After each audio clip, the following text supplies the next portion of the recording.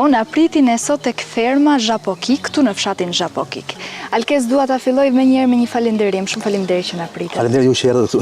Shumë faleminderit. Tani kjo është një mrekulli, me të vërtetë është shumë bukur, procesi, ferma, çdo gjë, po unë mendoj që çdo gjë ka një fillim dhe do doja të pyesja, si filloi e gjithë kjo? Në fakt ne si familje kemi traditë shumë vjeçare në Letari, diku te 140 vjet. 140 vjet. Po.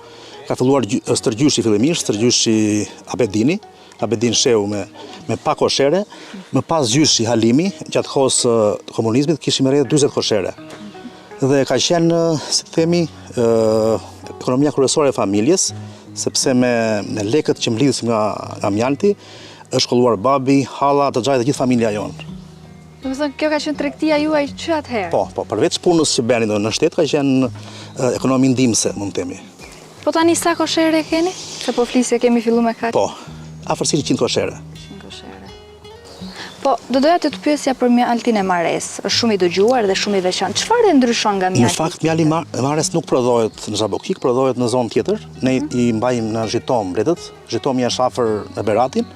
Pra, po mbretët tuaja. Po, të tonat, po i zhvendosim. Kjo quhet nomadizëm, lëvizja e mbretëve me tjetër. Dhe qëndrojnë 2 muaj në mare, nga 20 tetori deri në fund dhjetorit. Dhe jo gjithmonë marrim mjalt, sepse duke qenë një mjalt vjeshtë dhe dimri, është i vështirë mbledhja e tij. Kjo ndoshta e bën të veçantë? Po të veçantë. Se është dhe më i vështirë. Fillimisht mjalti i Mares ka qenë shumë pak i kërkuar fillimisht, nuk me zi e shisnim, sepse nuk e dinim vlerat, por prej pak vitesh, prej 5 vitesh, ne nuk arrim të plotësojmë nevojat. Kemi mbi 1000 kg në vit kërkesa mjaltmare, por ne realisht prodhojmë deri në 300 kg, 400 kg maksimumi. Pra shitja është më e madhe se prodhimi. Më e madhe. Gati mbi 1000 kg prodhim ka kërkesa. Ky është një lajm i mirë, po do të thotë që edhe ju duhet të forcoheni që të rrisni pak forcën punëtore. Patjetër.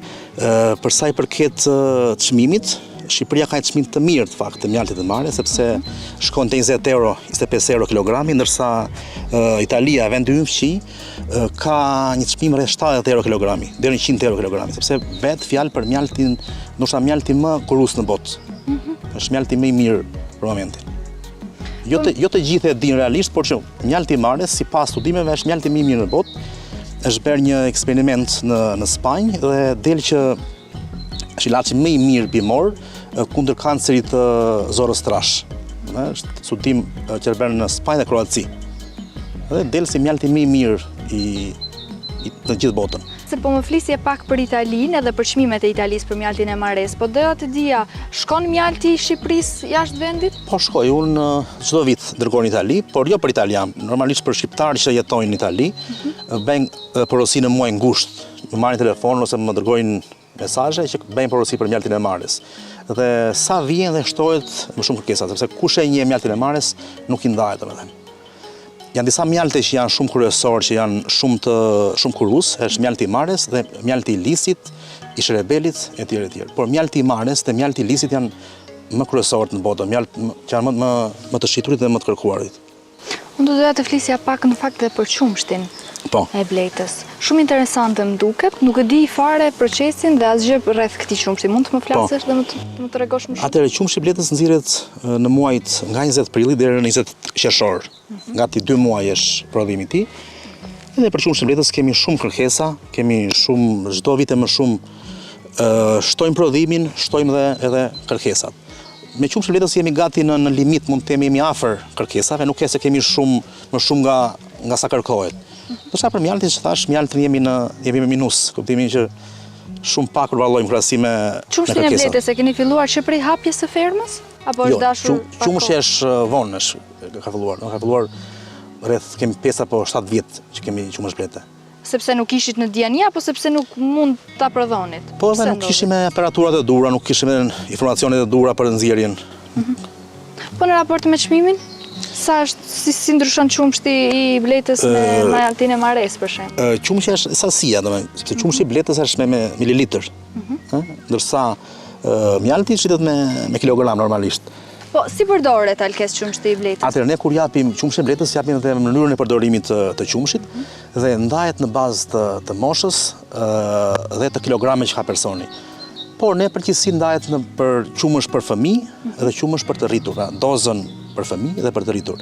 Për fëmijë varion është një shiring, 10 ml, që përdoret 0,5 çdo ditë, ndërsa për të rritur 3 shiringa, që përdoret 1 në ditë, 1 ml në ditë. Zakonisht përdoret në këtë mënyrë, mbaron shiringa e parë, pastaj e dyta, pastaj në fund fare e treta. Dhe bëhet pak pushim midis tyre për të lënë pak trupin për të rigjeneruar, për të dhënë efektin e tij. Si merret qumshti i bletës? Qumshti i bletës merret çdo mëngjes, një gjysmore para buke.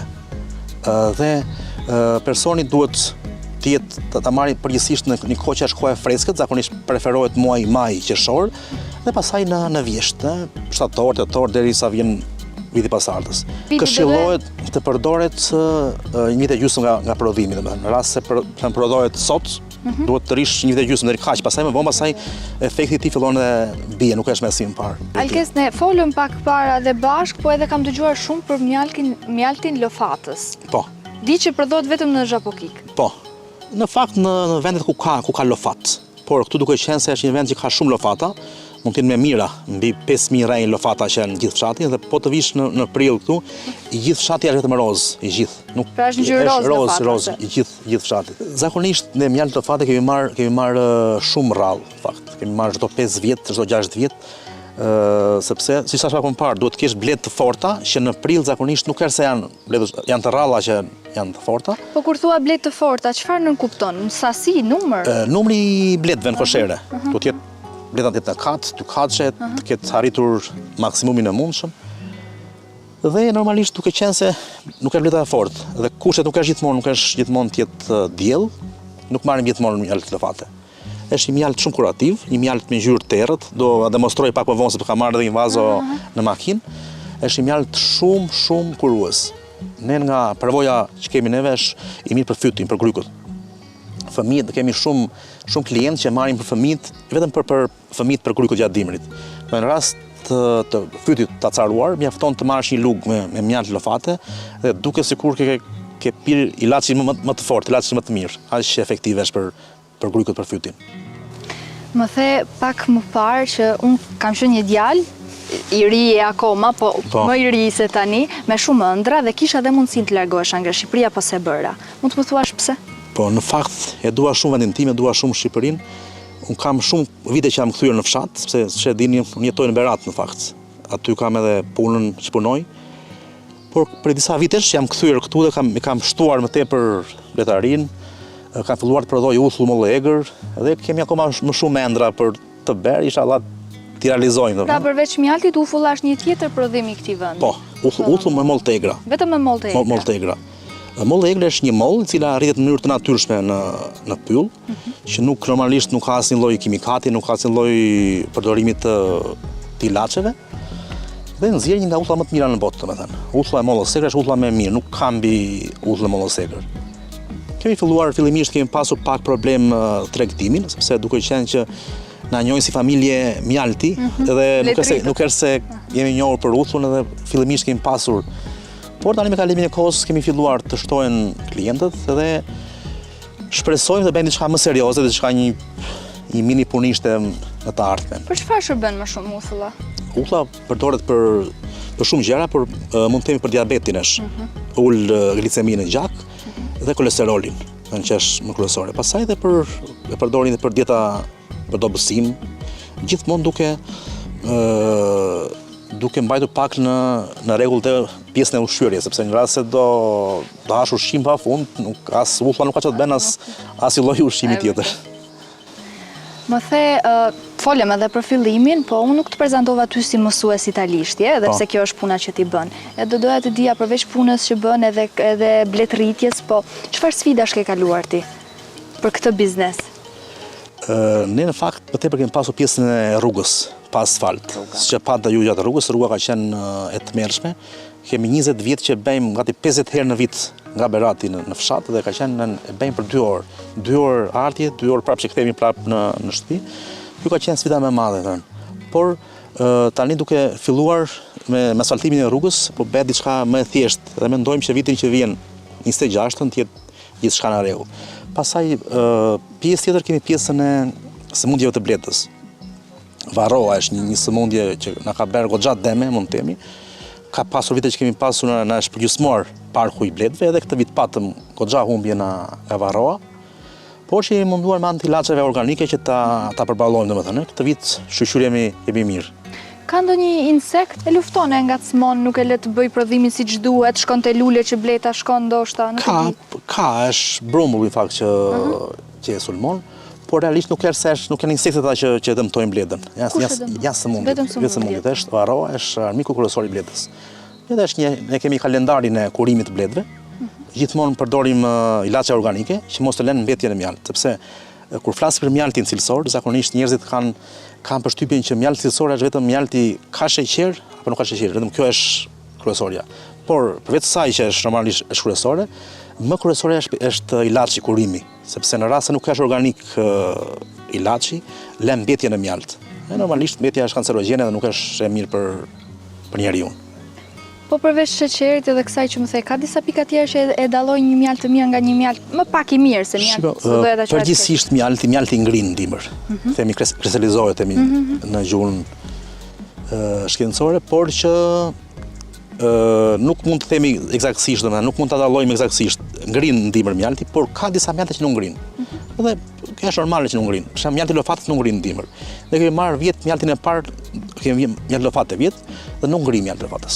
Pavarësisht se është shumë i mirë, por prapë nuk ngrin. Por disa njerëz domethënë keq kuptojnë, domethënë duke parë që mjalti nuk ngrin thonë që ky ka ndonjë hile që nuk ka ngrirë. Por realisht mjalti lisit, mjalti lofatës, çfarë janë mjaltet që prodhohen në pyll jo nga nektari, nuk ngrin. Kjo ndodh për shkak të glukozit, sepse ka glukozë të ulët. Një mjalt nëse ka glukozë të ulët, nuk ngrin. Duke pasur kjo është faktor kryesor. Ka dhe një gjë, duke qenë glukozë i ulët është një mjalt gjithëpërfshirës, do të thënë, një mjalt që përdorin njerëzit normal, përdorin njerëzit që kanë diabet, nuk ndikon fare te sheqeri, do të thënë. Për shembull, folëm pak më parë për maren. Mjaltin e marës mund ta konsumojnë gjithë diabetikët. Nuk i arrit fare sheqeri në gjak, është shumë normal. Po, për shembull, çfarë e dallon një mjalt i një lule me një lule tjetër? Ja, për shembull, po shoh disa lule këtu, nuk e di nëse në të gjitha lulet merret mjalt. Ky është tërfili. Tërfili, ky këtu i bardhë. Ky është mund të themi mizotrus, te mjalti i jon shumë lulësh, sepse në mjaltin kryesor kemi shumë lulëshin. Shumë lulëshin. Do vjet fjala që përfshin gjitha lulet e muajit maj qershor. Dhe kryesore kemi tërfilin këtu. Në tërfili është gati 70% të gjithë fshatet është tërfil. Po shikosh patet e rrugës, gjithë rrugët, gjithë natyra këtu është vetëm me tërfil. Edhe për shembull, ne që merrem me këtë punë, për shembull, e kuptojmë kur marrim shumë lulshin, themi që këtë vit është mizotrus tërfili, apo është nga aroma, nga ngjyra, nga shija, nga aroma, për shembull, tërfili ka një aromë tjetër. Kur e hap vazon e mjaltit tërfilit ka një aromë, për shembull, që ne që kemi kohë e njohim më një herë, domethënë. Ca mjalti shërbelit, kur ka shumë shërbel, mjalti ka shumë nektar shërbelit, ka aromë më të rëndë, është më fortë se tërfili. Por që normalisht nuk ka të sasinë e tërfilit, sepse ka më pak shërbel sa tërfil në zonën tonë. Sa kohë i kushton procesi të bletëritjes?